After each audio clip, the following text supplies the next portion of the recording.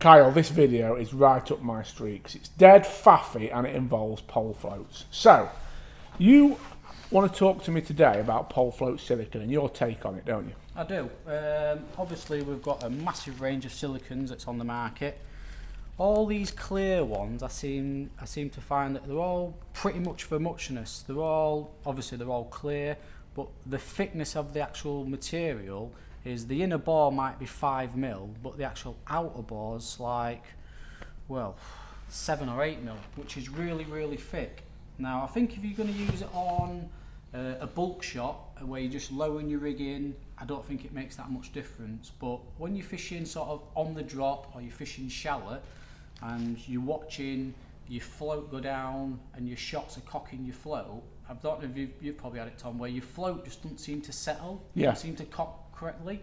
Now, I don't know if it's because the thickness of the actual silicone holds a little bit of it, holds a little bit of air in there, yeah, inside, could be. or it's the surface tension. But I've had it and seen people where they're like, the float's going in and you see them picking it up and they're trying to cock it. Yeah. Now, I think sometimes that's probably down to the diameters of line. They're maybe using too thick a line for the size of the float.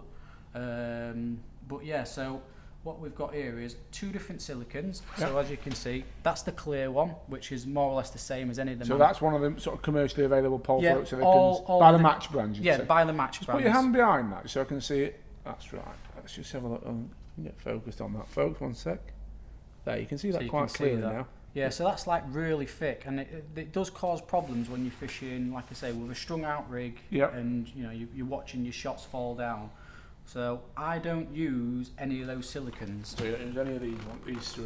No, any of those 3. No, and there's 5 or 6 other different ones on the market as well. So I haven't just picked any Pacific brands. They're all pretty much the same. But what you do use is this stuff. Now this is from Corda, which is part of the Guru group, and it's a silicone that the carp anglers use to put on. Corda will hate that. You just said Corda are part of the Guru group. I think that means the agenda's changed. I love it. We're resetting the agenda. Corda are part of the Guru group. It's not Guru who's part of the Corda group, is it? Anyway, hey, whatever. No, match fishing is more important than carp fishing. Yes, it is. I think you're right.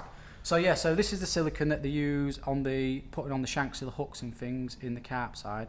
But what I like about it is that it's really, really stretchy. Yeah. So it doesn't break, but the diameter, so if it's 0.5 on the inside, it's only like 0.5½ on the outside. So it's really, really slim. So if you put both of them floats, I don't know if the camera will focus in or you can see. We've got that.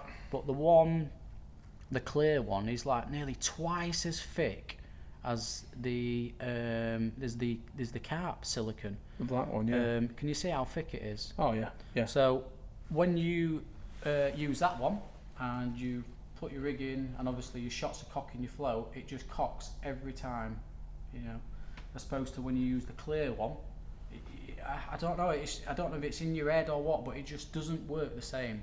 No, it's not in your head. It makes total sense. Yeah, it really does. And you don't have any problem with this stuff tearing? No, never had a problem with it tearing. They do 2 sizes. They do it in a 0.5 and a 0.7. Yeah, 1.5, 1.7. Yeah, so unlike your nice little carbon stems or your wire stems, the 0.5 does everything.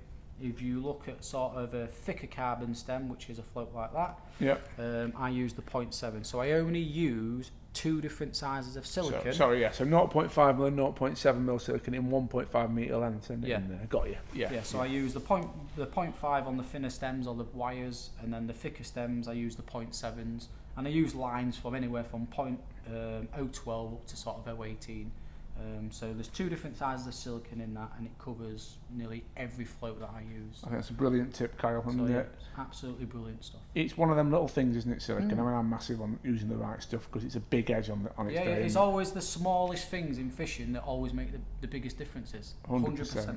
100%, mate. Bro. Yeah.